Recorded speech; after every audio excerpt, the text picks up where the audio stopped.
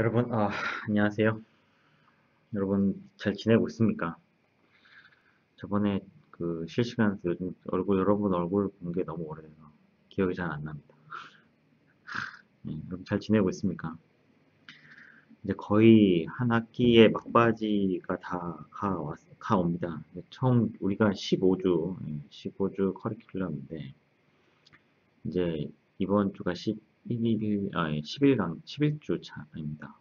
그래서 마지막 주 15주 차는 아마 저는 시험을 보게 될 거고요. 수업을 한 번 더 하긴 할 건데 어떤 식으로 해야 될지는 지금 생각 중입니다. 전체적으로 지금 다른 학과들이나 다른 과목분들은 어떻게 하고 있는지 제가 잘 모르겠습니다.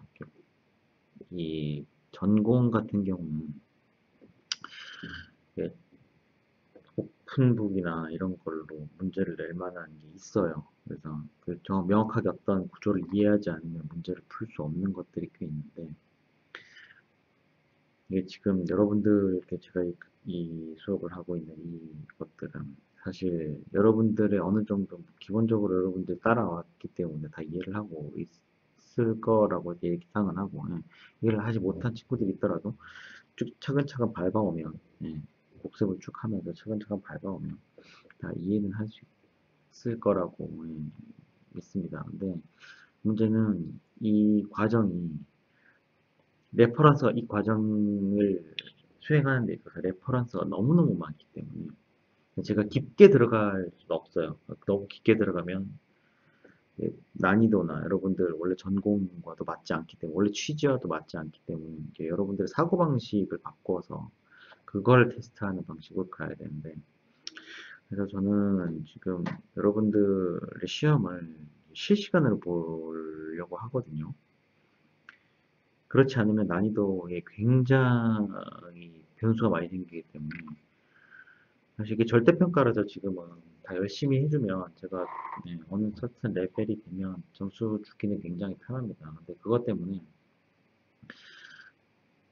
제가 문제의 난이도를 올려버리면, 그러니까 오픈북이 돼버리면, 혹은 그러니까 이게 시간이 있는 과제가 돼버리면, 의심하고 자시고의 문제가 아니라 시스템상 자체가 서로 이제 한 사람 이상의 머리가 한 문제를 푸는 효과가 나기 때문에 계속 그것 때문에 고민을 많이 하고 있거든요. 그래서 뭐 시간을 굉장히 짧게 줘서 뭐 시험을 제출해야 한다거나 뭐 여러 가지 지금 생각은 하고 있는데, 그래서 누구는 1번 풀어, 누구는 2번 풀어 이런 사태가 벌어질 수 있기 때문에 저는 온라인으로 시험을 보려고 지금 일단 다른 좋은 대책이 서지 않는다면, 그리고 다른 어떤 뭐 얼터너티브가 있지 않는다면 저는 온라인으로 시험을 볼 거기 때문에요. 최소한 그러니까 여러분 카메라나 마이크를 사고 싶지 않다 하신 분들은 시험 문제를 아마 휴대폰으로 보게 될 가능성도 있습니다. 그래서 명심을 해두고요. 뭐 최대한 여러분들의 편의를 봐주려고 노력은 할 텐데, 어떤 몇 가지 제가 갖고 있는 크리아테리아에 넘어가는 것들은 제가 어떻게 해줄 수가 없기 때문에 그거는 여러분들이 좀 명, 염두에 두고 수업을 진행을 해주었으면 합니다. 이게 제가 뭐 원래 의도했든 의도하지 않았던 이 내용들이 이 양을 봤을 때는 결코 작지가 않습니다. 적지 않고 밀어놨다가 따라가는 거는 거의 불가능에 가까울 겁니다. 그래서 왜냐면 사람이 하루에 생각할 수 있는 이 로직이 한계가 있어요. 여러분들이 하루 동안 이제 내에서 여러분들이 이걸 이해했다 하는 이 시냅스의 망을 만드는데 필요한 단백질을 생산하는 양은 하루에 정해져 있습니다. 뭐 사람마다 그 양인들이 조금씩 다르기는 하죠. 그래서 저같이 이렇게 머리가 좀 나쁜 사람들은 더 남들보다 더 많은 시간을 쏟아야 되고, 더 많은 노력을 해야 되는데, 하여튼 그런 부분이 있기 때문에 여러분들이 그런 부분을 생각을 해가면서 수업을 좀 진행 같이 해줬으면 좋겠습니다. 예, 이번 시간은 지난 시간에 했던 내용을 간단하게 리뷰를 하고요. 음, 뭐 당연히 이제 하루 이틀 지났는데 뭐 내용을 다 완전히 이해한 친구들은 많이 없을 거라고 생각을 해서 이게 지금 하고 있는 정보 보안 쪽이 특히 제가 지금 이제 기술적인 부분을 좀 여러분들께 많이 이해를 시켜 주려고 하는데, 왜냐면 그냥 간단하게 그냥 뭐 이건 이렇지 저건 저렇지 뭐 이러면서 만약에 브라우저 하나를 딱 띄워가지고 브라우저 하나 띄워서 봐라 뭐 사이트 하나 들어갔는데 그죠? 구월렛에가 들어왔어요. 들어왔는데 지난 시간에 설명했던 이 자물쇠 모양 있죠? 네. 자물쇠 모양이 이거는 무슨 뜻이에요? 이거 무슨 뜻이고 이거는 뭐고 저거는 뭐예요? 이렇게 그냥 예벌이게 해버리고 지나가면 그 뒤에 있는 원리나 어떻게 돌아가는지에 대한 것들을 이해하는 게 여러분들이 지금까지 노력해왔던 이 컴퓨팅 사고를 하기 위해서 여러 가지 이제 논리적인 사고라든가 기본적인 백그라운드를 쭉 쌓아왔는데 그걸 써먹어서 바로 이해가 가능한 것들이거든요. 그래서 그런 거를 여러분들이 헛되하지 않게 했으면 해서 그냥 이건 이거고 저건 저렇다 이렇게 하고 쭉 넘어가 버리면 결국 나중에 잊어버려요. 이해를 못했기 때문에요. 뭐 그냥 잘 이해하시는 친구들도 있는데 이해하는 친구들도 있는데 하여튼 이해를 하고 넘어가야 여러분들의 이제 실제로 배운 게 이제 진짜 자기 것이 되니까요. 그래서 그런 부분들을 먼저 하고 그다음에 이제 프랙티컬하게 어떤 식으로 사용되는지 그런 이제 루트를 좀 알려주려고 합니다. 그래서 오늘은 수식은 안 나올 거예요. 수식은 안 나오고 지난 시간 했던 거를 기반으로 이제 지난 시간 했던 걸 간단히 리뷰해서 딱 필요한 것만 탁탁탁 먼저 짚은 다음에 그다음에 추가로 2개 정도를 더 해시 함수하고 해시를 간단하게 설명을 하고 그다음에 이 해시를 사용해서 오늘 설명하려고 하는 이 핑거프린팅이나 시그니처 그다음에 공인 인증에 대한 서티피케이트 에이전시에 대한 내용을 설명을 할 때 이 내용이 어떻게 사용이 되는지를 활용을 할 수 있도록 하겠습니다. 내용이 너무 많거나 또 어렵거나 하면 여러분 질문을 꼭 해주세요. 제가 여러분들은 질문하는 거에 있어서는 제가 최대한 답변을 하려고 하니까요. 특히 뭐 과제 피드백을 과제 제출 2시간, 3시간 이런 거 좀 힘들지만 또 요즘 제가 너무 늦게 쪽지 보내지 말아주세요라고 했더니 아예 쪽지도 안 보내버리고 있는데 걱정됩니다. 걱정이 돼요. 잘 따라오고 있는 건지 아니면 제가 너무 이렇게 너무 여러분들 푸시하는 게 아닌지 그런 걱정도 드는데 어느 정도의 푸시는 좀 필요하다고 생각합니다. 지금 여러분들의 상황에서는. 그래서 너무 나쁘게만 생각하지 않았으면 좋겠습니다. 결국은 나중에는 여러분들이 잘했다고 이렇게 열심히 노력하고 시간을 쏟았던 거를 잘했다고 생각하게 될 거라고 약속합니다. 그래서 지난 시간에 했던 거를 한번 간단하게 한번 보고 지나가겠습니다. 지난 시간에 했던 게 그죠? 지난 시간에 했던 내용 여러분 그 동영상 한번 봤어요? 그 동영상이 굉장히 설명이 잘 되어 있는 영상이었습니다. 이 영상이었는데요.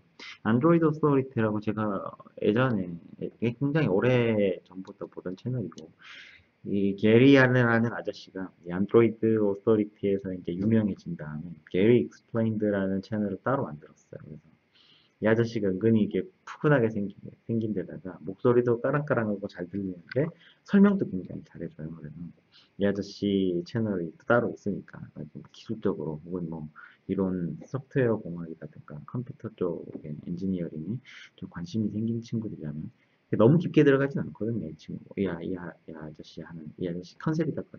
딱 엔지니어 전문 전공까지는 아니지만 그런 게 그렇게 돌아가더라 라는 이해 정도까지는 보기 때문에 관심이 있으면 찾아서 봐주시면 됩니다. 요 영상을 보면 사실 제가 지난번에 설명했던 거의 대부분의 내용을 커버하고 있고요. 그래서 지난번 했던 내용 한번 좀 간단하게 한번 꼭 씹어보면요.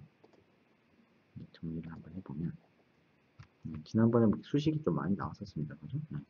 수식은 좀 제끼고 좀 지켜보고 오늘은 간단하게 뭐가 뭐였다 정도만 설명을 하겠습니다. 자, 지난번에 했던 게 그죠? 자, 지난번에 인터넷 상에서 그죠? 그러니까 우리가 실제로 철수와 영처럼 옆집에 살지 않는 상황에서요. 그죠? 알리스와 바비 서로 이 통신 보안 유지된 상태에서 이 은닉과 이 암호화로 구성이 된 이 보안이 보장이 되는 채널로 통신을 하기 위해서 여러 가지 알고리즘들이 나왔는데 그 중에 이제 그 아저씨들이 뭐였죠? BP하고 헬만 같이 세 명이서 그죠? 초반에 만들었던 알고리즘이 있었습니다. 간단하게 어떤 알고리즘이었냐면 그죠? 메시지를 보내고자 하는 알리스가 있습니다. 그죠? 바백에 뭔가 메시지를 보내고 싶어 합니다. 앨리스는 바백에 메시지를 보내려고 하니 멀리 떨어져 있습니다. 그래서 만난 적도 없고 물리적으로 가까이 있지도 않습니다. 그래서 어떤 채널을 사용해야 됩니다. 그죠? 어떤 채널을 사용해야 되는데 이게 인터넷이 될 수도 있고 혹은 뭐 불적으로 얘기해서 뭐 우편이 될 수도 있고 그죠? 인편 그죠? 퀵 그죠? 여러 가지 방법이 있을 수 있는데 이런 방법들 자체가 기본적으로 알리스가 바백에 보내고자 하는 내용을 노출시키는 행위이기 때문에 그죠? 누구한테 어느 누구한테라도 내 손을 벗어나게 되면 결국은 이 데이터의 기밀성이 은닉이 훼손됩니다. 그죠? 누군가가 보게 돼요. 그래서 안전을 그러니까 보안을 보장할 수 없게 됩니다. 그래서 알리스가 바백에 뭔가를 보내기 위해서 뭔가를 해야 돼요. 네, 여기서 사용되는 게 크립토 인크립션이라고 합니다. 인크립션이라는 방식을 뭔가 이 방법론을 사용합니다. 이건 사실 여러 번 찾아보면 굉장히 종류가 많습니다. 예전부터 개발이 많이 되어 왔고 지금은 이제 거의 완벽하다 고려되는 거의 그러니까 뮤추얼리 완벽하다고 고려되는 방식을 사용하고 있지만 이게 처음에 개발이 되기 전까지만 해도 이런 이 인크립션 방식들이 굉장히 많았어요. 지난번에 봤던 그 뭐 시저의 그 굉장히 초반에 썼던 그런 인크립션 방식부터 해서 여러 가지 방식들이 많이 있습니다. 그래서 뭐 글자를 꼬고 뭐 이터레이션을 걸고 뭐 여러 가지 방법이 있습니다. 해싱, 그러니까 그런 걸 해싱이라고 하고 믹싱, 해싱, 뭐 스크램블링이라고 하는 얘기들도 하고요. 네, 여러 가지 이제 용어들이 많이 있는데 여튼 평문 그죠? 네, 평문 암호화가 되지 않은 평문은 그죠? 암호화 함수를 거치면 네, 암호문이 그죠? 아이고, 암호문으로 만드는 작업을 하는 겁니다. 그죠? 이 작업을 해서 그 암호문을 만들었으니까 이제 누가 봐도 모른단 말입니다. 그죠? 네. 그래서 밥한테 보낼 건데 밥은 이 암호문을 받아서 다시 평면문으로 만들어야 됩니다. 그죠? 그럼 어떤 디크립션이라는 그죠? 프로세스를 거쳐야 되는데 이 디크립션 함수를 몰라요. 이 디크립션 함수는 인크립션 함수를 알아야 그죠? 그거의 역을 수행할 거 아니에요. 그죠? 그래서 이 동일한 어떤 인크립션, 디크립션의 이 내용도 결국 공유를 해야 돼요. 결국은 다시 돌아가는 겁니다. 메시지를 보내려고, 그죠? 메시지를 암호화해서 보내고자 암호화를 할 건데, 그 암호화를 서로 풀고, 다시 인코딩하고, 그러니까 인크립션하고 디크립션 하기 위해서 다시 이 어떤 인크립션, 디크립션 알고리즘을 서로 또 다시 주고받아야 하는. 그죠? 결국 꼬리에 꼬리를 묻는 끝이 없는 문제로 귀결이 돼서 무는 상황을 방지하기 위해서 이 세 박사는 그죠? DP 헬만 그리고 또 머클 박사는 이런 방식을 이 알고리즘을 제안을 합니다. fx라는 어떤 함수를 사용하는데 이 fx는 들어가는 인자에 따라서 사실 이 fx는 역함수가 존재하지 않지만 fx는 이 들어간 인자에 따라서 집어넣은 값들이 다른 어떠한 f-x를 만들어낼 수 있는 이 fx를 만들어낼 수 원래 암호문 다시 평문으로 만들 수 있는 f-x를 만들어낼 수 있는 키를 제공하는 방식법을 제공을 합니다. 그래서 수학적인 내용은 지난번에 그러니까 수학적이라기보다 어떤 뭐 간단한 예시는 지난번에 했었고요. 제가 올려놓은 그 동영상에 굉장히 간단하게 설명이 잘 돼 있기 때문에 그걸 한번 싹 보면 이해가 잘 될 거고요. 어쨌든 그래서 문제는 어쨌든 그래서 어떤 작업을 거친 다음에 그죠? 이 암호문을 만들 건데 어떤 식으로 하냐면 이 암호문을 그냥 만드는 게 아니라 이 평문을 암호문으로 만들고자 하는 이 함수 있죠. 이 함수를 만들기 위해서 알리스와 밥이 동일한 어떤 랜덤한 함수를 자기 스스로 생성을 합니다. 그죠? A와 B를 사용을 하고, 그죠? 이 A와 B는 그죠? 서로 공개가 되면 안 됩니다. 그죠? 공개가 되면 안 되고, 얘를 어떤 펑션 AX에다 집어넣고, 그죠? 어떤 B 값을 얻어냅니다. 밥도 똑같이 AX에다가 이 함수를 집어넣어서 B'을 만들어야 됩니다. 그래서 A와 B는 절대로 알리스와 밥의 영역을 벗어나서 안 됩니다. 이거는 시드 키이기 때문에 공개에 나가서는 안 되고, 이거를 서로 주고받은 다음에 서로 넘겨받은 B와 B'을 가지고 F'X를 만들어냅니다.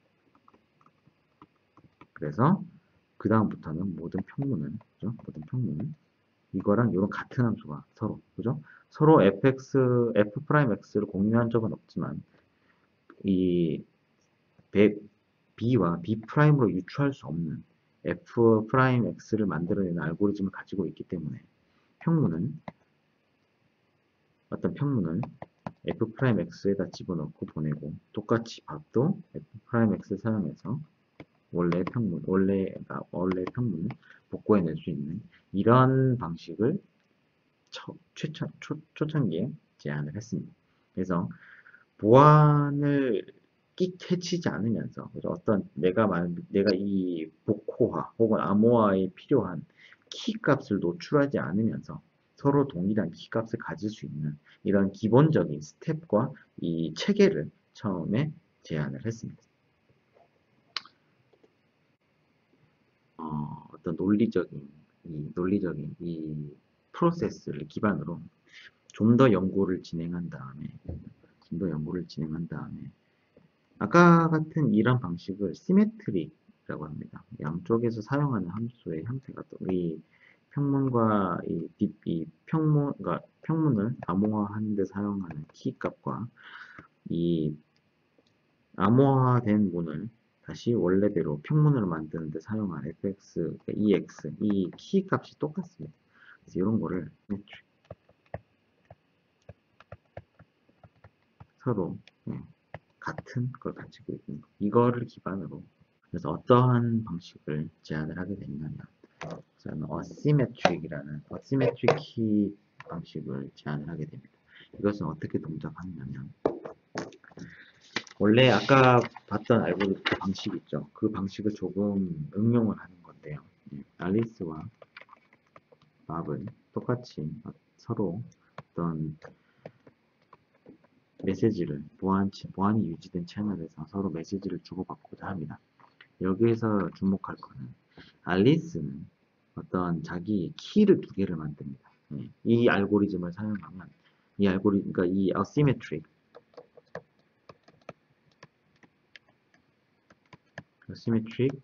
키 알고리즘을 사용하려면 어떤 식으로 그 프리페레이션을 해야 되냐면,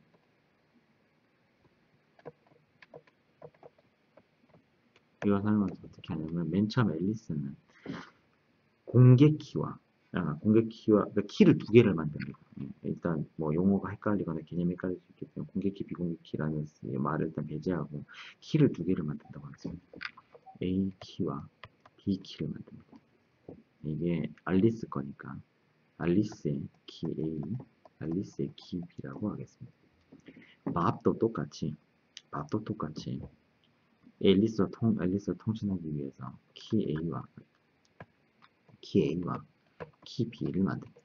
키를 두 개를 만들어요. 그래서 얘는 밥의 키 A고 밥의 키 B입니다.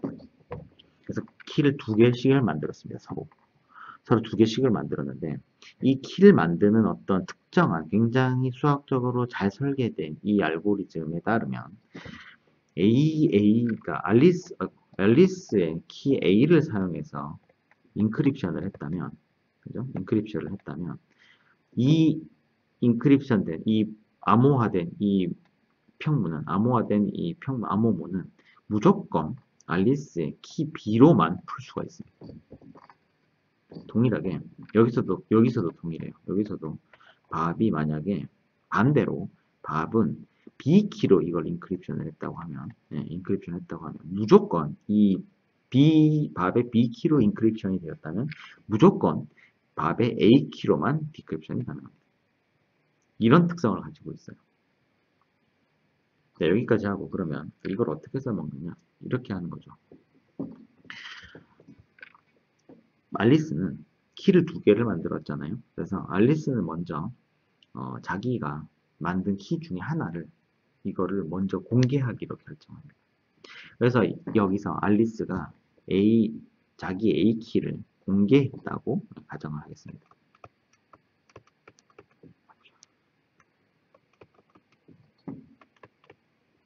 알리스의 A키가 퍼블릭입니다. 그래서 퍼블릭이라고 하는 이유는 앨리스가 어떤 누구나 들어갈 수 있는 저장소에다가 자기 키를 올려놓았다는 겁니다.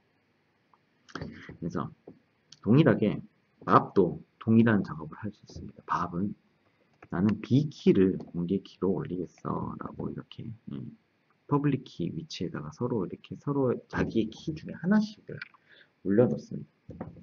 자, 이렇게 되면 알리스가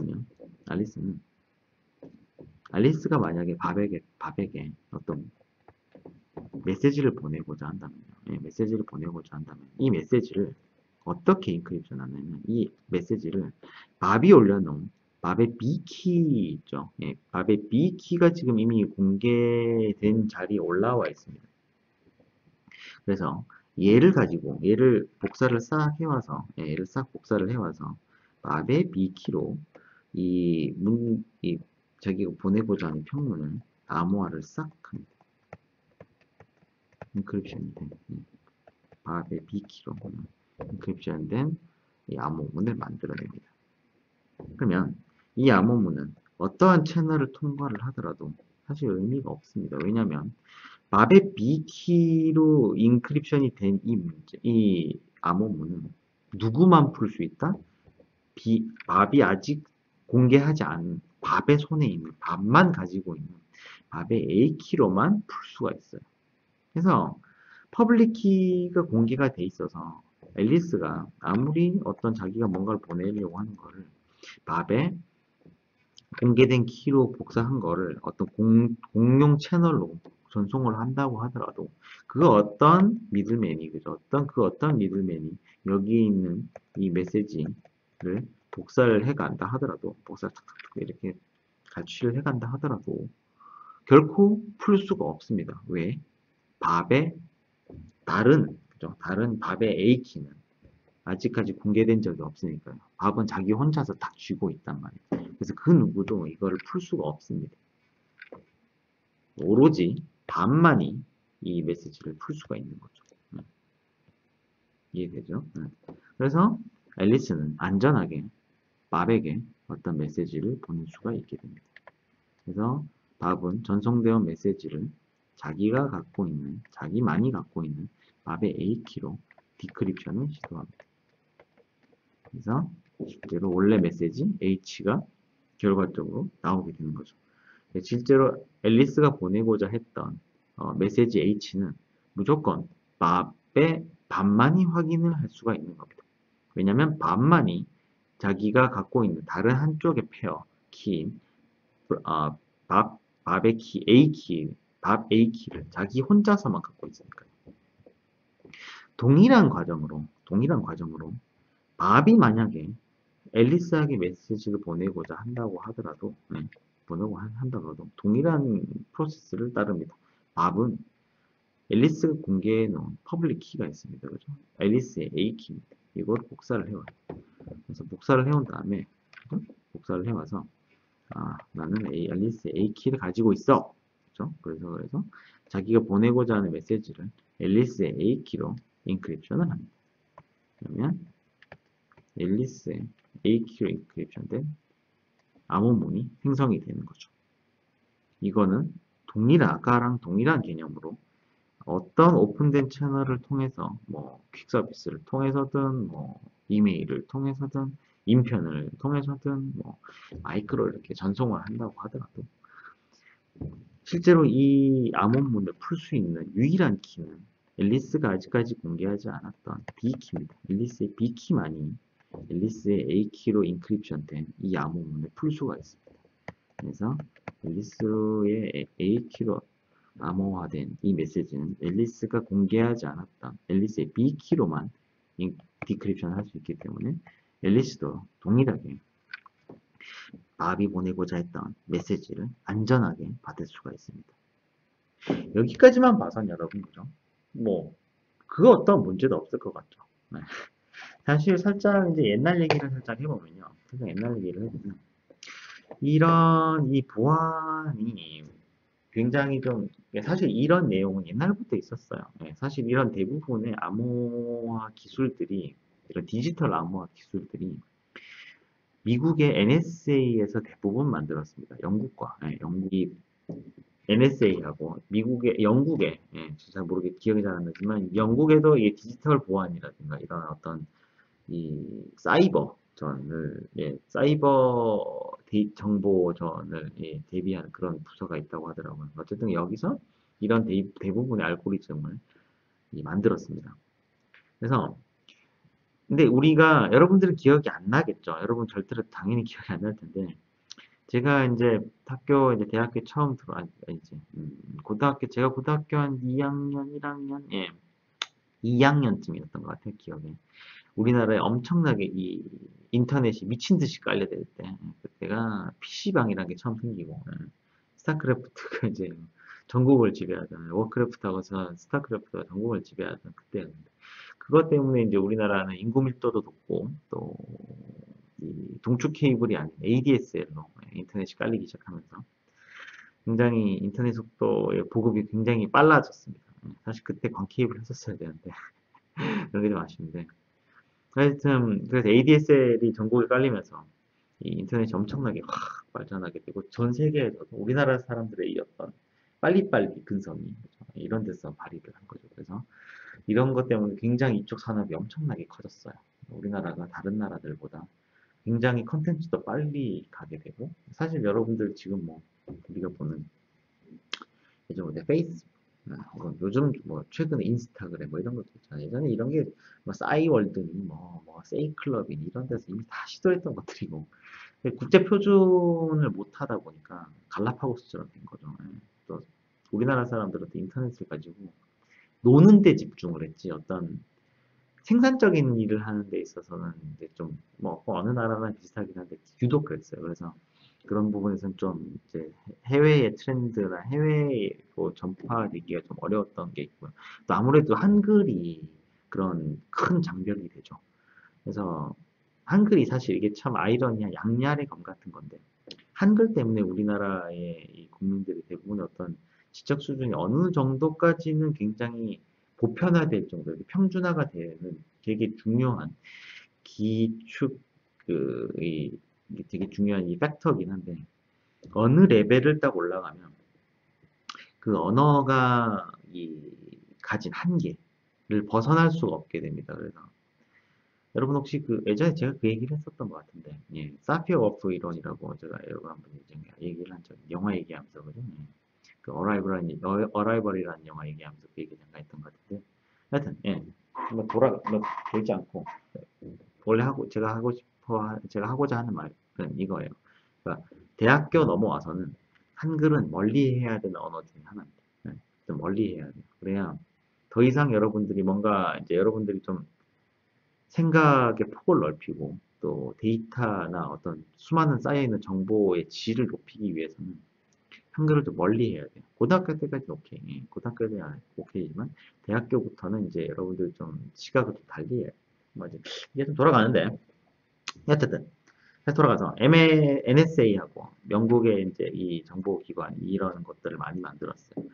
이 얘기를 왜 했냐면 2000년대까지만 해도 외국에서는 이걸 가지고 한창 외국에서도 이제 시작이 되긴 했었어요. 시작이 되긴 했었고 이게 꼭 전자상거래가 아니더라도 사실 이 어떤 서버와 클라이언트의 보안은 이제 슬슬 유지가 돼야 되는 그런 시기였어요. 이제 좀 생겨날 때였어요. 그 당시만 해도 중국도 인터넷 검열 같은 거 안 하던 때였어요. 근데 우리나라는 이제 그런 기술을 쓰고는 싶은데 미국이 이 기술의 이 특허를 가지고 있고 또 이 핵심 기술을 다 미국이나 영국이 만들었기 때문에 얘네들이 갖고 있고 사실 이거는 아직 그때까지만 해도 이 기술을 원래 민간에서 쓰려고 했던 게 아니라 군사용으로 쓰려고 만들었었기 때문에 그냥 이거 괜찮네 다 쓰세요라고 뿌릴 수가 없었어요.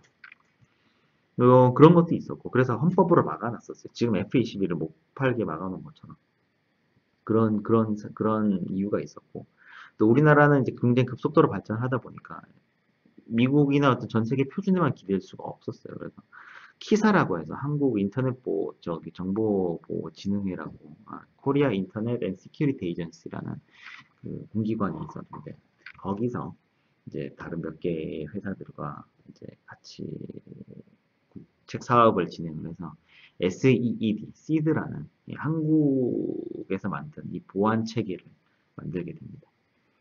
사실 이거는 일종의 인크립션 방법 중에 하나였고요. 이게 그렇게 국제 표준으로 크게 쓰이진 않았어요. 대신 이거를 무료로 뿌렸기 때문에, 그러니까 이거는 국가 세금으로 만든 거니까 나라에서 쓰세요라고 이제 뿌린 겁니다. 이걸 왜 만들었냐면, 그 당시에 미국이랑 영국의 표준이 56비트 암호였, 50, 네, 40비트? 40비트를 2000년 전까지 좀 쓰다가 2000년 들어와서 2000년 좀 넘어서 56비트 암호를 좀 쓰기 시작했을 거예요. 그 당시만 해도 40비트, 2000년 이전만 해도 40비트면 사실 지금 제가 말씀드렸던 프랙티컬한 시간 안에 풀 수 없는 레벨이었는데, 이 컴퓨터의 하드웨어가 급속도로 발전하다 보니까 그게 뚝 뚫리기 시작하는 거예요. 그래서 2000년 초반에 56비트로 올려놨는데, 얘도 하드웨어 속도를 못 쫓아가서 그 당시 한 4시간? 4~5시간. 하여튼, 뭐, 밤낮을 안에 푼다고, 얘기가 나왔어요. 그러니까 이것도 위험해지기 시작된 거죠. 그래서 2000년 초반에 미국 NSA가 이거를 그냥 뿌렸어요. 그 얘기는 미국은 이미 이제 이거보다 더 그 암호 체계가 더 견고한 걸 이미 만들었다는 얘기죠. 그래서 이걸 뿌렸는데, 그때는 이미 한국이 이걸 다 만들어 놓은 체계죠. 한국만 이거를 독자 체계를 만들어 놓은 거예요. 해외는 이것 때문에 사실 해외는 한국처럼 이렇게 2000년대 초반에 인터넷 속도가 이렇게 급속도로 빠르지도 않았고요. 2000년 초중반에 이제 미국이 이 56비트 암호화를 국제 표준으로 만들고 공개를 할 때쯤에는 한국은 이미 완전히 다른 체계, 그러니까 128비트 체계를 쓰고 있었어요, 미국에는. 근데 그거를 국제 표준이 아니라 완전히 한국만의 체계로 쓰고 있었던 거죠. 거기다가 이걸 쓰기 위해서 한국에는 또 이제 한국 사람들 좀 우하면 또 쫓아가는 거죠. 이거 쓰면 다 그거 쓰고, 그죠? 남들 소수 이런 거 신경 안 쓰잖아요. 그래서 인터넷 익스플로러를 거의 대부분 썼는데, 그래서 우리나라에서는 넷스케이프나 다른 오페라나 이런 파이어폭스라든 이런 다른 브라우저가 굉장히 생소해질 수밖에 없어요. 전부 다 인터넷 익스플로러 쓰니까. 그래서 인터넷 익스플로러에 액티브엑스라는 기술이 있었는데, 액티브엑스라는 기술이 뭐였냐면, 웹브라우저 안에 있는 이 페이지는 어디서 왔어요, 여러분? 그 안에 있는 내용들은 외부에서 왔잖아요. 그러니까 얘가 좋은 의도를 갖고 있는지 혹은 나쁜 바이러스나 이런 게 들어있는지 알 수가 없어요. 그래서 기본적으로 윈도우나 어떤 운영체제도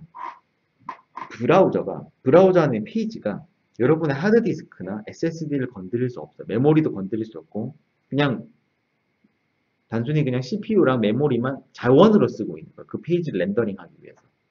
근데 그때는 이 인터넷 익스플로러가 액티브엑스라는 이 기술을 좀 집어넣어놨어요. 그게 뭐냐면, 특정한 마이크로소프트에서 만들어 놓은 표준에 따르는 특정한 기술을 브라우저로 다운로드를 받으면 요걸 MS 마이크로소프트에서 인증을 하거나 혹은 그 프로그램을 만들어서 배포한 그 회사가 인정을 하게 되면 보증을 한다는 거죠.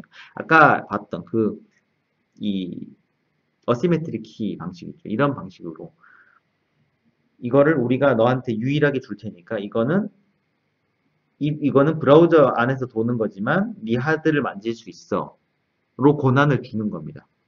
그래서 사용자한테 뭐 당연히 권한을 묻긴 하는데, 그죠? 네. 뭐 여러분 지금 여러분 보여드릴 수 없겠네. 뭐 이런 화면 있잖아요. 제가 뭐 계속 여러분들한테 자주 얘기하는 것 중에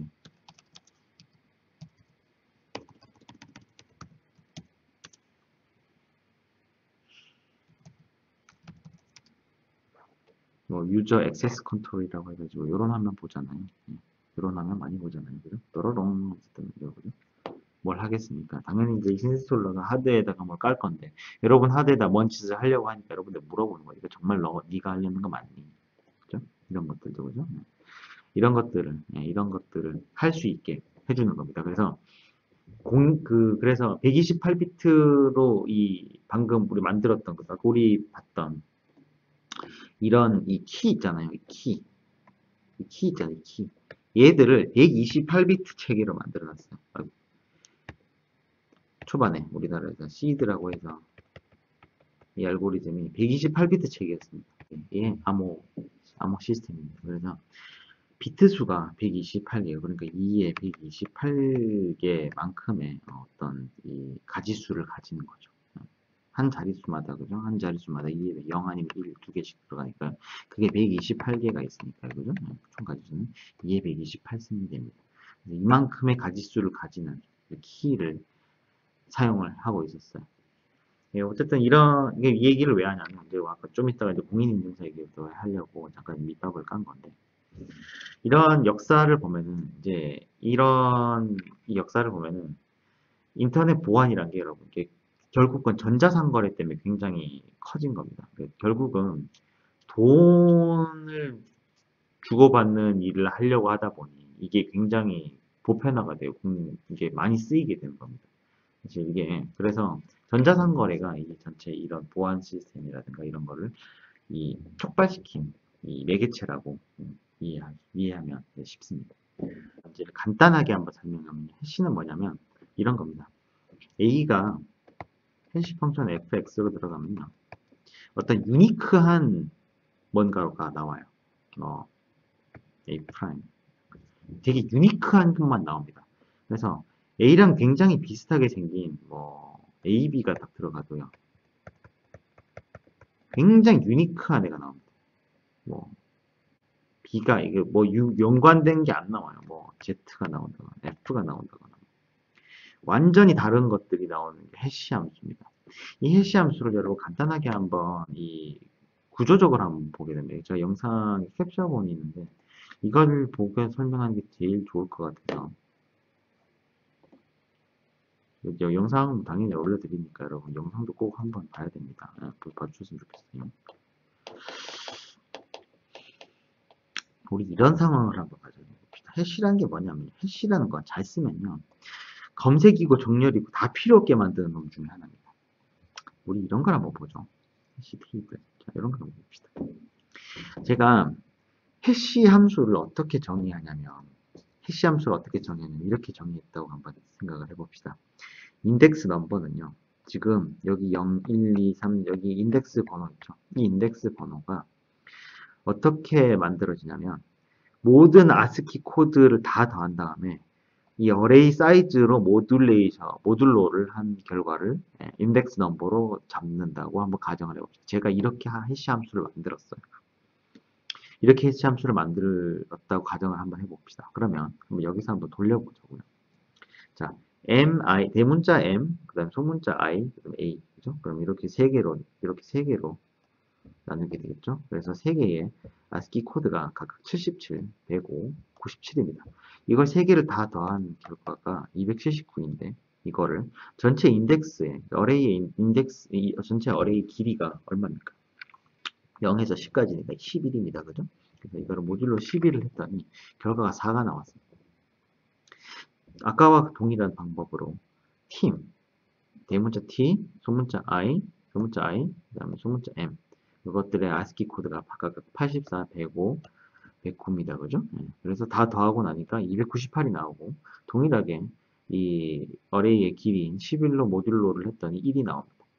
여러분 잘 알고 있겠지만 모듈로 출력값은 결코 모듈로 연산의 이 인자보다 커지지 않습니다. 그죠? 11이 되면 바로 0이 돼버리니까요. 만약에 11이 배수다. 그럼 바로 0이 돼버리니까요. 그죠?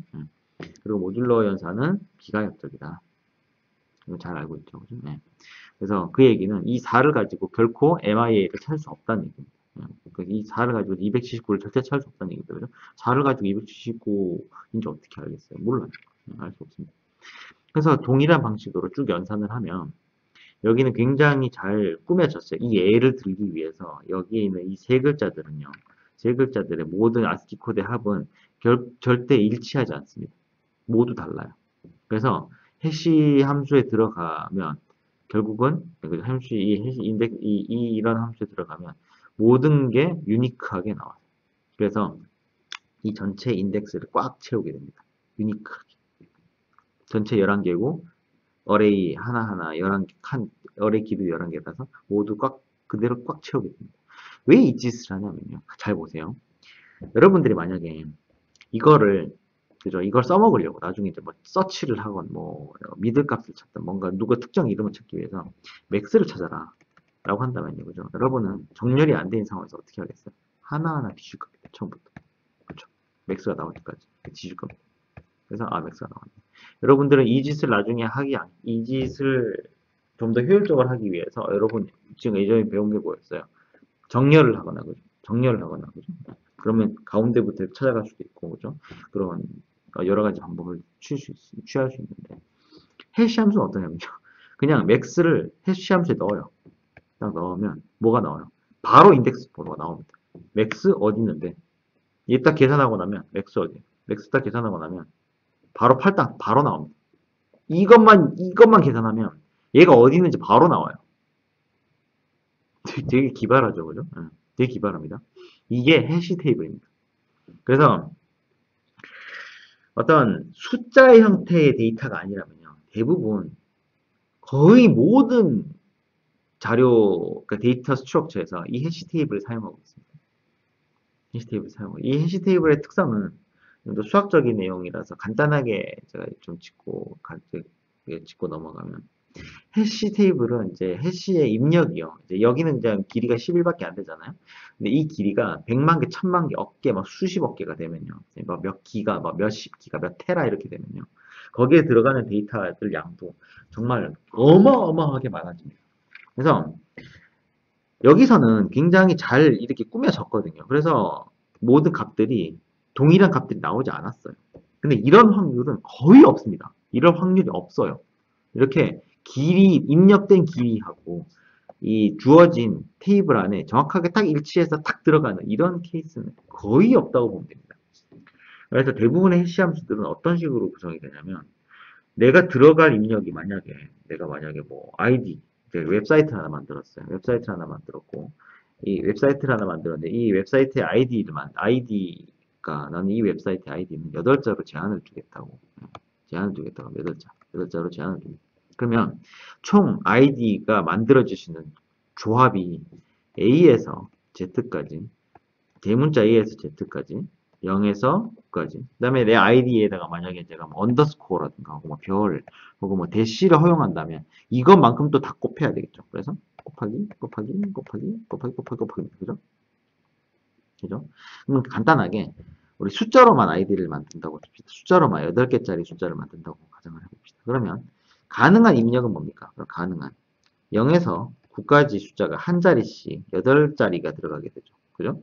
그러면 0에서 9까지 10개의 숫자가 10개의 가지수가 8자리가 있으니까 그죠? 그러면 어떻게 돼요? 10의 8승이 되겠죠. 총 10의 8승 가지의 아이디가 존재할 수 있는 겁니다. 그죠? 그러면 얘들을 해시 펑션에 탁 넣어서 그죠? 이렇게 결과가 나올 건데 이 유니크한 입력은 무조건 유니크한 그죠? 출력을 가져야 됩니다. 가져야 되는데 일반적으로 이렇지 않아요. 10의 8만 해도 얼마입니까? 한번 볼까요? 10의 8만 해도 이게 몇 승이에요?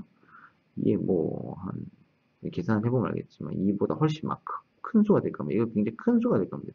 이게 8메가면 키로 메가 하고도 지금 뭐 몇백 메가인데 이걸 이진수로 만약에 바꾸게 되면 꽤 용량이 클 겁니다. 예. 그래서 입력은 큰데 저장할 메모리는 부족해요. 그래서 해시 함수를 굉장히 정교하게 잘 설계를 해야 됩니다. 그래서 입력되는 수보다 메모리 수가 훨씬 더 크게 그렇게 설계를 보통 합니다.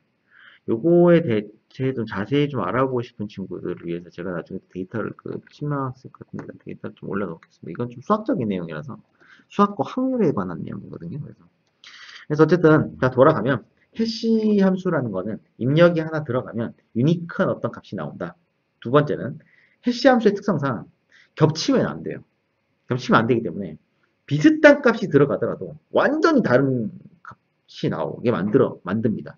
그래서 내가 만약에 0, 1, 0, 0, 0, 1 넣었을 때 해시 함수의 결과가 만약에 뭐 10이 나오고 제가 만약에 여기서 한 비트만 바꾸는 거예요. 1, 1, 0, 0, 0, 1 이렇게 넣으면 완전히 다른 숫자가 나와요. 99가 나온다거나 87이 나온다거나 10건 완전히 동떨어진 그런 숫자로 나오게 설계를 합니다. 해시함수. 해시는 여기까지 이 정도 하면 될 것 같아요. 컬리전이 내용이 있는데 여기까지 하면 좀 시간이 너무 많이 걸릴 것 같고 컬리전은 제가 이제 이거 얘를 이 영상을 올려놓을게요. 이 영상 한번 딱 보면 바로 이해가 되거든요. 해시함수 너무 이제 깊게 들어 필요 없고 해시가 이런 거다라는 정도만 알고 있으면 될 것 같습니다. 그래서 해시함수이라는 게 이런 거고요. 그래서 이게 왜 필요하냐? 이게 왜 필요하냐? 이거를 제가 이제 설명하려고 합니다. 이게 왜 필요하냐면 이거 어떤 걸 이해할 때 이게 필요하냐면요. 자, 아까 우리가 알리스하고 밥이 서로 통신하는 그 과정, 그 상황을 다시 한번 돌아가 봅시다. 앨리스가 밥에게 통신을 하고자 합니다. 통신을 하고자 하는데, 여러분들 지금까지 이 생각을 안 해봤을 수 있을 거예요. 알리스가 이제, 사실 아까 우리가 지금까지 해왔던 시메트릭, 어시메트릭 이 키 알고리즘을 따르면, 이 고대 요걸 사용한다면, 알리스와 밥은 서로 사실 보안이 유지되지 않은 채널에서도 보안이 유지된 통신을 할 수 있습니다. 그렇죠? 어떤 거에 의해서? 퍼블릭 키 알고리즘에 의해서. 그죠? 퍼블릭 키를. 그래서 키를 하나씩 여기다 공개를 해놓고, 그거를 통해서, 인크립션 된 걸 풀고, 자기만이 풀 수 있도록. 그렇게 하는 거죠. 근데 여기에 이런 문제가 있습니다. 이런 문제. 제가 그 시막스에 올려놓은 그 네이버 D2 연구소의 이 설명을 보면, 또 내용이 잘 나와 있고 거긴 굉장히 프랙티컬한 이 예를 들어놔가지고 약간 좀 이야기가 좀 어렵게 써 있긴 한데 여러분 이 책이죠 이 책 12장 책이 너무너무 잘 써져 있습니다. 예, 제가 그때 간단하게 대충 봐서 잘 못 봤는데 12장이 너무너무 잘 써져 있습니다. 특히 12.7장이 너무너무 잘 써져 있어요. 그래서 이 책을 잘 이해만 잘 이거 몇 번 한 두세 번 정도 걸 하면 완벽하게 이해되지 않을까 싶어요. 네, 한번 꼭 읽어보세요. 자, 알리스가 밥에다가 메시지를 주고자 합니다. 주고자 하면 키를 하나 공개를 하죠. 그죠? 밥이 풀라고 주는 거죠. 네. 자기는 자기가 갖고 있는 키로 암호화를 할 테니 그 암호화된 키는 내가 공개된 다른 키쌍 있죠. 키 페어. 두 개를 만들었잖아요. 기억나죠? 네. 나머지 한 쌍만이 그 암호화된 걸 풀 수 있기 때문에 하나를 공개를 해놓는 거죠. 왜냐하면 알리스가 밥에게만 그 키를 전달할 수도 있는데 뭐 그러면 의미가 별로 없죠. 왜냐하면 알리스가 밥에게만 통신하고자 키를 만들어서 밥에게나 넘겨주면 밥은 알리스가 이건 아닌데 잠깐만. 가질 수 있는 의문점이 있을 겁니다. 여러분들 이 생각 안 해봤을 수 있겠는데, 이런 의문을 가질 수 있어요. 밥이 알리스가 보낸 뭔가를 받아서 디코딩을 해볼 건데, 풀어볼 거예요. 그죠? 디크립션을 해볼 건데,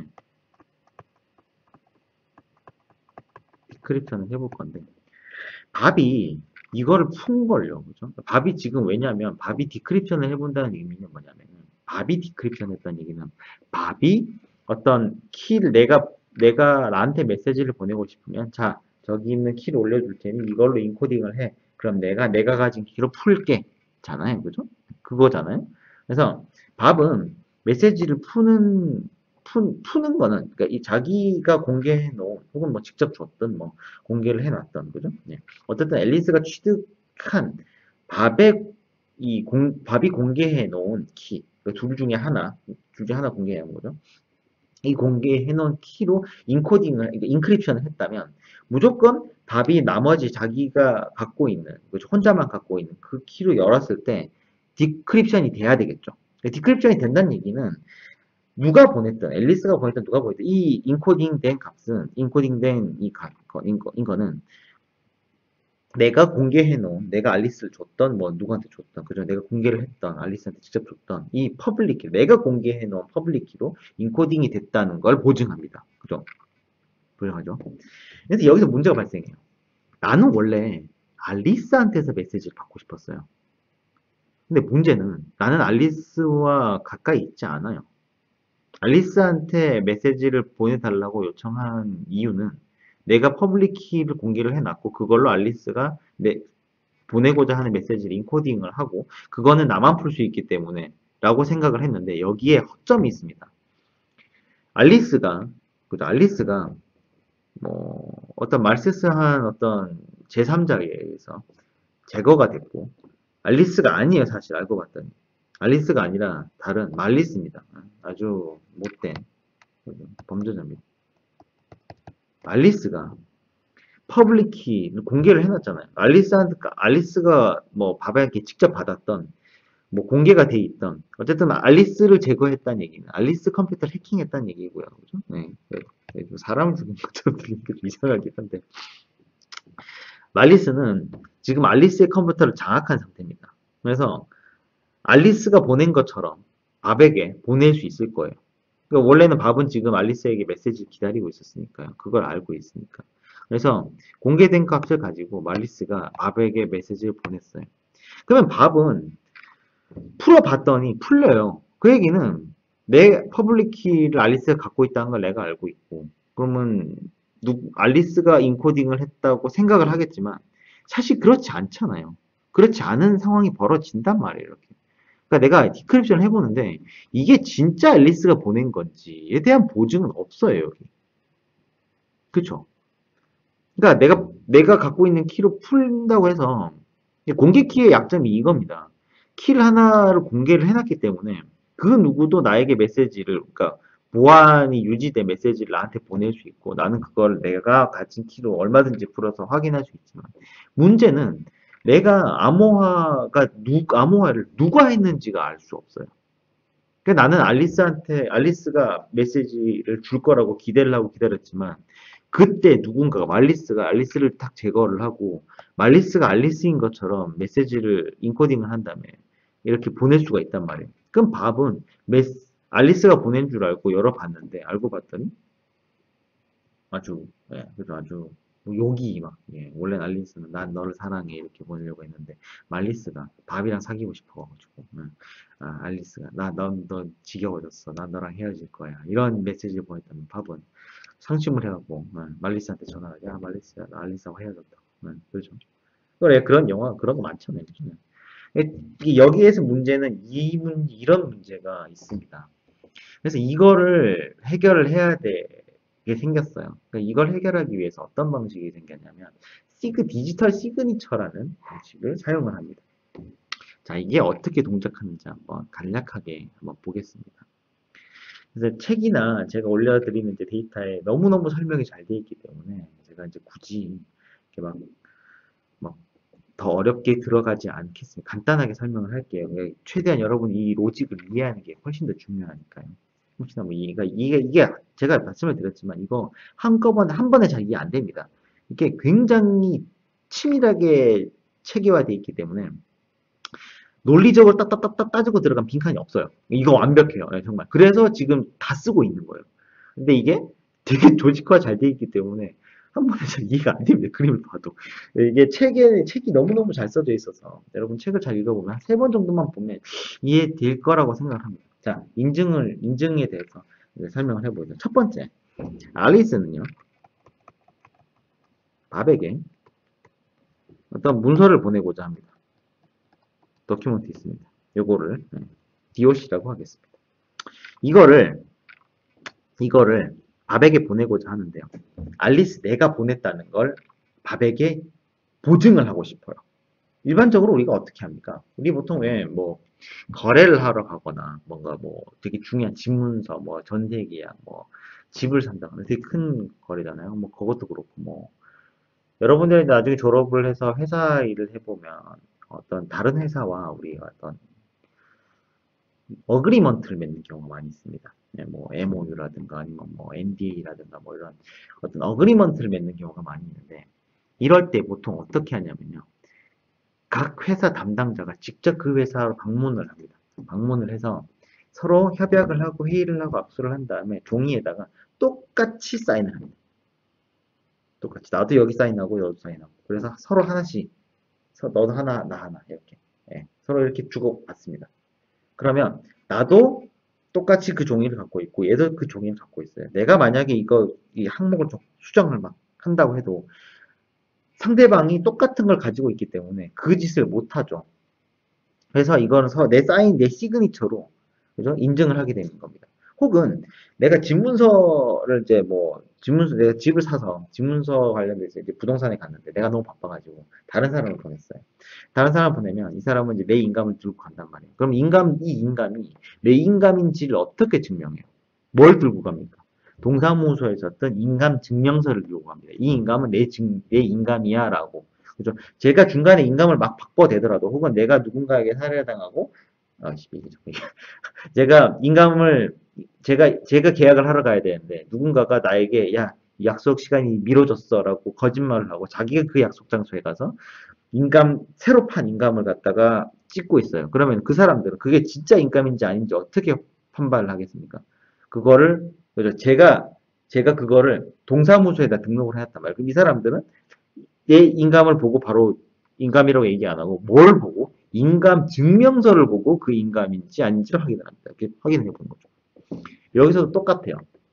그래서 서명이란 거를 여기다 집어넣기 시작합니다. 자, 한번 봅시다. 그래서 알리스는 지금 바백에다가 도큐먼트를 하나 보내고 싶어요. 뭔가를 보내고 싶어 하는데 이게 내가 너한테 보내는 거라는 걸 바백에 증명을 할 수 있어야 될 겁니다. 그래서 여기서 어떤 조작이 들어가냐면 일단 아까 제가 해시 함수 잠깐 설명했죠. 해시 함수의 결과는 어떻게 나온다고 했습니까? 유- 입력 하나에는 무조건 유일한 출력이 하나 나온다고 했습니다. 꼭 그렇진 않아요. 꼭 그렇진 않은데 그렇게 만들었어요. 해시 함수를. 그래서 해시 함수가 실제로 가질 수 있는 출력의 가지수가 어마어마하게 많은 애를 만들었어요. 그래서 어떤 입력이 들어가더라도 이 어마어마한 가지수를 채울 수가 없어요. 아까 우리가 예를 들었던 거는 끼케바이 10개밖에 안 됐습니다. 그죠? 우리가 아까 들었던 출력은 끼케바이 10개, 11개밖에 안 됐어요. 그래서 입력이 충분히 많이 들어가면 이게 꽉 차게 돼요. 그죠? 근데 만약에 이게 11개가 아니라 무지무지하게 많아요. 네. 그런 경우가 있겠죠. 네. 그거를 무지무지하게 많은 그런 걸 만들었어요. 이거를 국제 표준으로 만들었습니다. 해시 함수 중에 하나가 SHA라는 함수를 만들었습니다. 이게 버전이 여러 개 있어요. 버전이 여러 개 있는데 우리가 이제 SH 1번을 많이 쓰고 뭐 2번도 쓰고 3번은 좀 완전히 좀 성격이 다른데 그래서 SH 1번이 뭐 256 버전이 있고 512 버전이 있고 1024 버전이 있고 뭐 되게 뭐 종류가 많아요. 이 뒤에 있는 숫자가 이 출력될 수 있는 가지수를 얘기합니다. 그래서 2의 256승이라는 얘기예요. 어마어마하겠죠. 이게 몇 대짜리인지는 뭐 여러분들 한번 계산을 해보세요. 예, 계산기를 써서 계산을 해보든 아니면 뭐 인터넷에서 투 바이너리 뭐 이렇게 승하는 거죠. 예, 인터넷 계산기도 있습니다. 그래서 계산해볼 수 있는 정수니까 정말 가지수가 어마어마하게 많습니다. 그래서 얘는 어떤 데이터가 들어오더라도 출력은 딱 유일한 출력을 딱 뱉습니다. 256개로 딱 뱉습니다. 2에 256, 256비트짜리 출력을 딱 뱉습니다. 얘를 다이제스트로 갑니다. 다이제스트로 갑니다. 이걸 만들었어요. 그래서 앨리스는 일단 내 문서를 자기 문서를 보내고자 하는 문서를 해시함수 SHA, 샤라는 해시함수를 사용해서 다이제스트라는 걸 만들었습니다. 자, 요걸 어떻게 하냐? 요거를 내가 자기가 갖고 있는 거죠. 공개하지 않은 자기만의 키, 앨리스의 프라이빗 키, 이거 프라이빗 키라고 합시다. 자기가 갖고 있는 키. 앨리스의 프라이빗 키로 인크립션을 합니다. 그러면 인코딩이 된, 그죠? 인코딩이 된 다이제스트가 나오겠죠.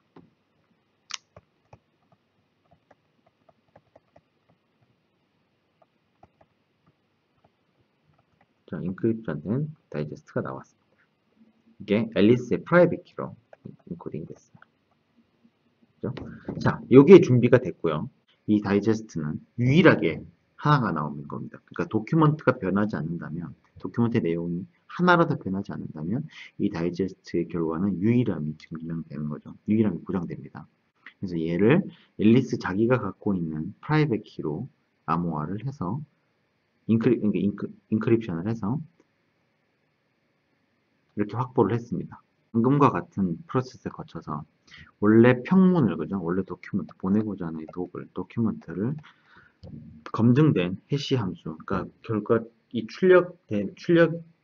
출력이 가지는 무한대 정말 많은 가지수가 확보된 해시 함수를 사용해서 유일한 결과를 만들어냅니다. 이걸 다이제스트라고 하죠.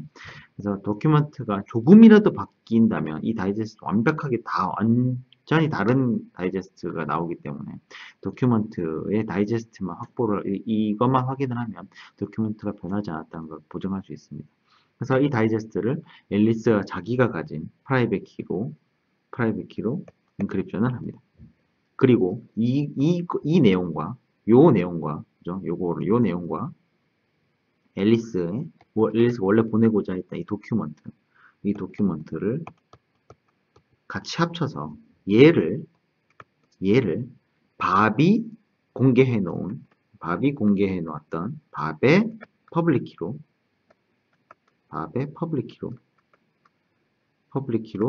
인크립션을 합니다.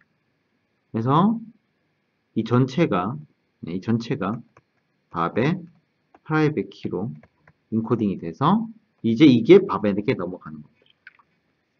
자, 밥은 이걸 수신을 했습니다. 이 내용을 수신을 했습니다. 그래서 전체 이 해당 내용은 밥이 올려놓았던 퍼블릭 키로 인코딩이 됐기 때문에 밥만이 그죠? 이 내용을 풀어볼 수 있습니다. 그래서 밥이 가진 프라이빗 키로 이 내용을 디크립션을 하게 될 겁니다. 그럼 디크립션 한 결과가 그죠? 아이고 좀 방향이 잘못됐네요. 이 해당 이 암호문이 그죠? 밥의 프라이빗 키로 디크립션이 돼서 원래 아까 보냈던 그죠? 이 앨리스의 원래 평문 그죠? 원래 평문 도큐먼트하고 플러스 아까 앨리스가 집어넣었던 인크립션 된 다이제스트하고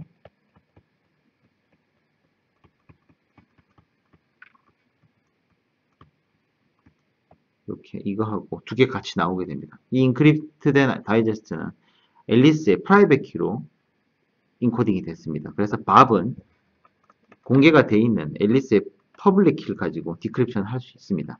밥은 여기서 첫 번째로 뭘 하냐면 이게 앨리스가 보낸 거임을 증명을 해야 돼요. 그죠? 증명을 한다기보다 확인을 해야 됩니다. 이게 정말로 앨리스가 보냈을까? 그죠? 그래서 밥은 뭘 하냐면 지금 일단 이 밥이 자기가 가진 프라이빗 키로 디코딩을 한 다음에는 인크립션이 되지 않은 평문이 그대로 나오게 되죠. 이 평문을 먼저 가지고 나옵니다.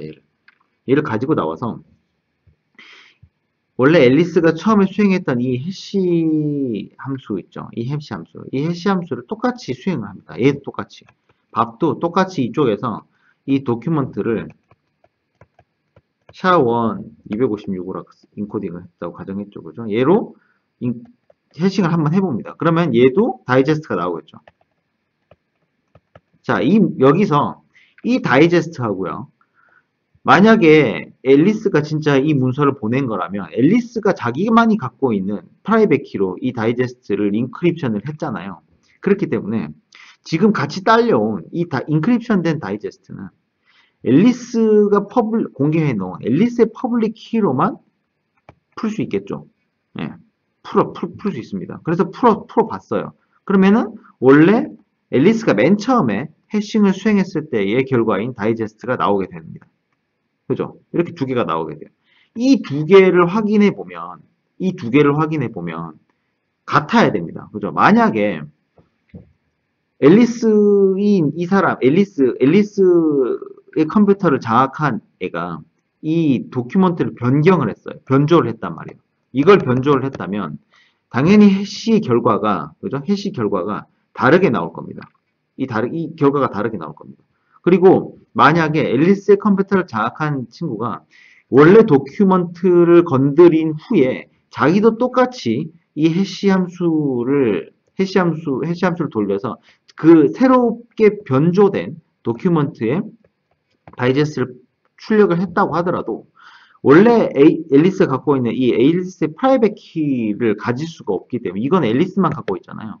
그러니까 앨리스의 프라이빗 키를 갖고 있다면 얘는 그냥 앨리스인 거지. 그렇잖아요. 그죠? 그래서 앨리스의 프라이빗 키를 가질 수 없기 때문에 이 다이제스트 결과는 결국은 달라지게 될 겁니다. 그래서 이 과정을 거치면 밥은 앨리스가 보낸 문서라는 것을 확실하게 검증할 수 있게 되는 거죠. 이런 거를 디지털 서명이라고 합니다. 그래서 이 다이제스트가 인크립션 된 이 내용이 요게 디지털 일반적으로 이걸 디지털 서명이라고 하는데 이런 것들이 실제로 어떻게 확인을 할 수 있냐면 여러분들이 어떤 파일 같은 것들 있죠. 이런 걸 어디서 확인할 수 있냐면은 여기서 한번 확인을 할 수 있을 거예요. 여러분이 파일질라 뭐 이런 걸 한번 쳐본다고 해봐요. 이게 뭐 그 FTP 클라이언트예요. 오픈 소스 기반의 FTP 클라이언트인데 이걸 다운로드 받으러 가보면 파일을 다운로드 받을 수가 있거든요. 그럼 저는 이제 이렇게 생각하는 거죠, 여러분들이. 만약에 파일질라라는 이 오픈소스 그룹은 이렇게 파일을, 얘네들이 오픈소스로 올려서 수많은 사람들이 코드를 수정하고 해서 프로그램을 다 만들었습니다. 그래서 이 만든 거를 컴파일을 해서 여러분들이 컴퓨터에서 실행할 수 있는 바이너리로 배포를 하고 있는 거죠. 실제 실행 파일을 배포를 하고 있는 겁니다. 근데 사실 이 파일을 원하는 사람은 많은데 여러분들이 웹사이트 주소를 보면 알겠지만 ORG입니다. 그죠? 영리를 추구하지 않아요. 그래서 여기는 광고도 없고 뭐 스폰서 정도만 있어요. 그래서 얘네들 영리를 추구하지 않기 때문에 이거를 얘네들의 자비로 서버를 확충하고 공개를 이걸 또 돌리고 있습니다. 당연히 이제 어떤 수익 구조가 최소한의 이런 운영비를 확보할 수 있는 어떤 그런 수익 구조는 있어야 되겠지만 그래서 얘네들이 전체 모든 이 파일질라 파일을 다운로드를 하고 싶어 하는 사람들의 모든 트래픽을 충족할 수는 없어요. 그래서 이 파일들을 여기저기 올립니다. 파일 허브라든가 뭐 여러 가지 이제 무료로 파일 서비스를 제공하는 광고를 올려놓고 파일 다운로드 하는 대신 광고를 보여주는 그런 플랫폼들에도 이 파일들을 올립니다. 근데 문제는 뭐냐면 이 원래 파일은요, 그죠? 원래 맨 처음에 파이질라 프로젝트 오가니제이션에서 만든 이 원본은 수정되지 않았다고 뮤추얼리 우리는 신뢰할 수 있어요. 그렇지 않다면 이 파일이 만약에 조작이 돼서 이 파일 자체가 이 도메인 안에 있는 이 파일 자체가 조작되었다면 이미 파이질라 서비스는 이미 해킹 당했다고 봐야 되는 게 맞겠죠. 여러분들이 제가 심화학습 올려놓은 그 네이버 D2 문서의 시나리오를 보면 일반적으로 여러분들이 다운로드 받는 네이버 앱 있잖아요. 이 네이버 앱이 자동 업데이트를 하는데 자동 업데이트를 하러 네이버 서버로 가요.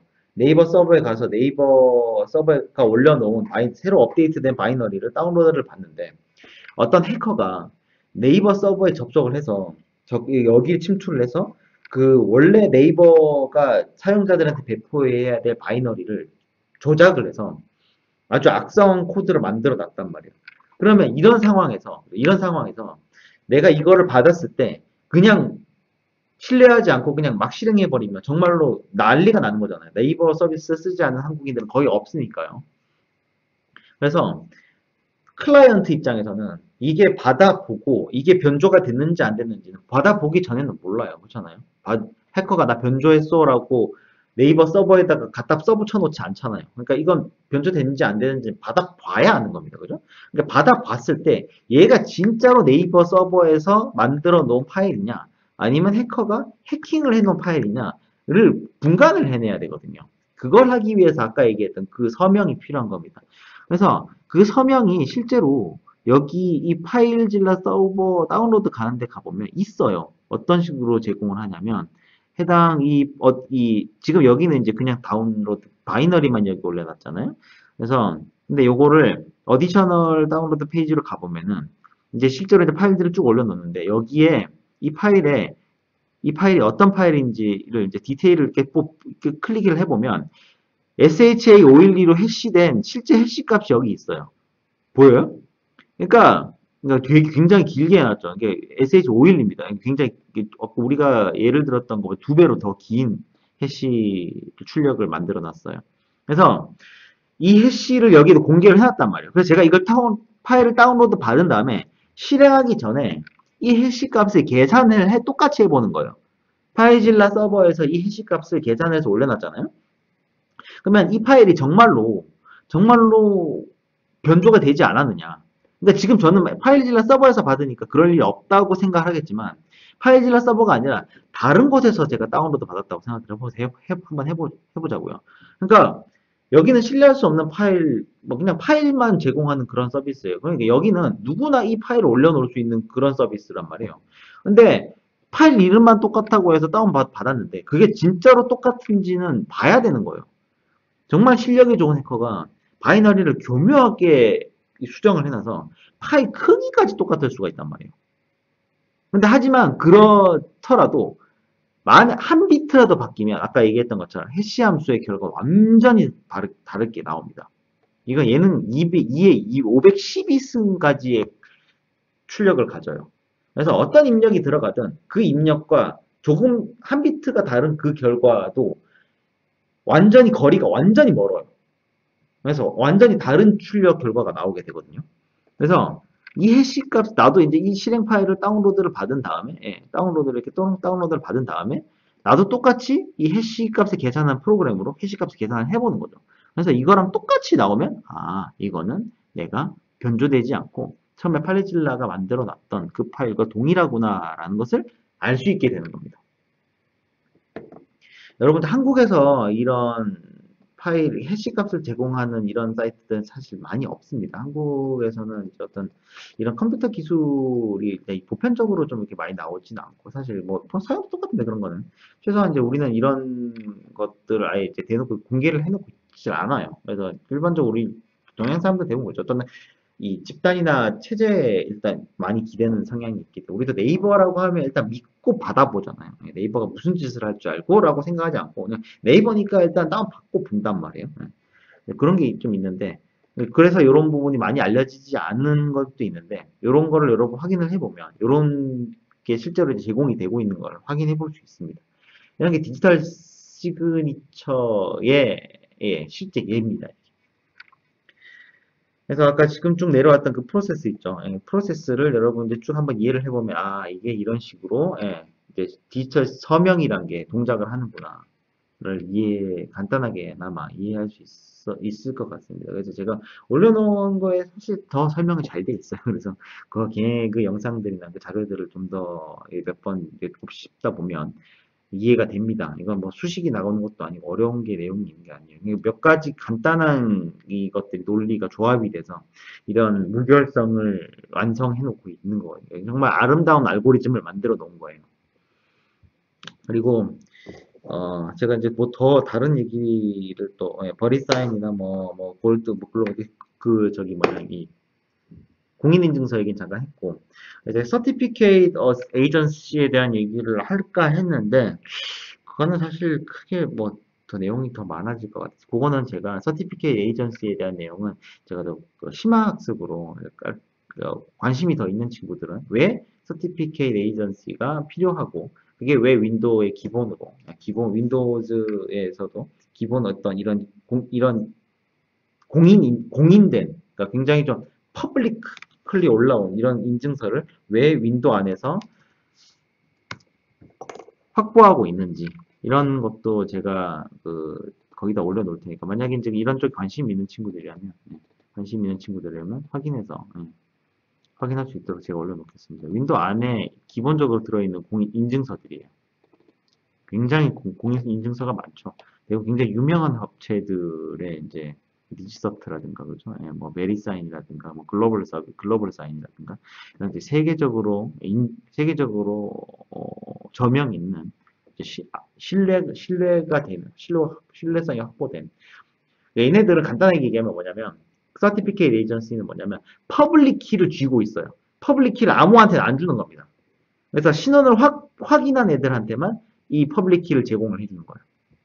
그리고 제가 내용도 정리를 해서 정리를 한다기보다 이 레퍼런스들을 거기 올려놓을 테니까 사실 꼭 알아야 되는 내용은 아닌데 알면 좋아요. 알면 이제 여러분들이 인터넷에 있는 이런 시큐리티들이 어떤 알고리즘으로 이렇게 확보가 되는지 좀 더 명확하게 알 수 있게 되는데 이거는 뭐 심화학습으로 남겨두겠습니다. 시간 좀 많이 추가해 놨습니다. 되게 양이 많으니까 여러분들 부담스럽다고 해서 그래서 오늘 뭐 수식이 나온 건 아닌데 다 알고리즘입니다. 그래서 알고리즘인데 해시가 잠깐 나왔는데 캐시는 이제 간단하게 그죠? 인풋보다 출력이 훨씬 많은 여러 가지 하면 되고. 그래서 대부분의 이제 또 또 필요한 내용들은 제가 또 이제 또 치막스도 올려놓고 여러분들이 얼마든지 참고할 수 있도록 그렇게 올려놓겠습니다. 그래서 또 보다가 또 이해가 안 되면 질문을 하세요, 여러분. 그죠? 여러분 질문을 그 개인적으로 하는 것도 괜찮은데, 그죠? 그뭐 실시간 수업으로 하는 것도 되게 좋습니다. 근데 참여율이 저 큰, 시험 볼 때 어떻게 낮은 되기 전에 좀 많이 모아놔야 되는데, 그게 좀 걱정입니다. 또 오늘 이번 주가 이렇게 돼서 보안 지금 인터넷 시큐리티에 대해서 간단하게 핵심만 디테일한 이제 이런 내용들도 여러분들이 이제 더 찾아보면 되게 재밌을 겁니다. 인터넷 이 보안이라는 게 역사도 좀 있고요. 여러분들 태어났을 때 태어났을 때부터 이게 역사가 시작된 것들이라 그럼 좀 재밌을 겁니다. 그래서 오늘 수업은 여기까지 하겠고요. 또 여러분들 추가 내용이라든가 뭐 어디 궁금한 게 있으면은 질문을 꼭 해주길 바랍니다. 기본적인 이런 논리 구조기 때문에 스텝을 하나하나 밟아가서 어떤 식으로 이렇게 인증이나 그죠? 이 디지털 사인 그러니까 이키 교환부터 시작해서 공개 키, 시메트릭 키, 어시메트릭 키, 퍼블릭 키, 그다음에 디지털 시그니처까지 프로세스를 한번 쭉 따라오는 게 여러분들한테 이게 굉장히 도움이 많이 될 거라고 저는 믿어 의심치 않습니다. 그래서 여러분들 쫓아오느라 고생 많았고요. 오늘 수업은 여기까지 하도록 하겠습니다. 여러분들 항상 주변 나갈 때요. 그러니까 요즘처럼 일교차가 크면요. 몸에 이 T세포들이 멈춰요. 정지하거든요. 그래서 굉장히 취약해질 수 있기 때문에 항상 체온 관리 조절 잘 해주길 바라고요. 근데 밖에 나갔다 들어올 때 항상 손을 비누로 바닥바닥 씻고요. 얼굴에 손 갖다 대지 마시고 마스크는 항상 끼고 다니시고요. 남과 나 자신을 위해서 끼고 다니시고 사람 10명 이상 모인 데는 최소한 안 가는 게 좋을 것 같습니다. 항상 여러분 항상 건강에 신경을 쓰세요. 건강에 신경을 쓰고 이제 새롭게 바뀐 세상에 적응을 해야 됩니다. 이게 그냥 1, 2년 안에 없어질 놈이 아니에요. 새로운 세상에 적응을 빨리 할 수 있도록 여러분 적극적으로 움직여 주길 바랍니다. 수고했습니다.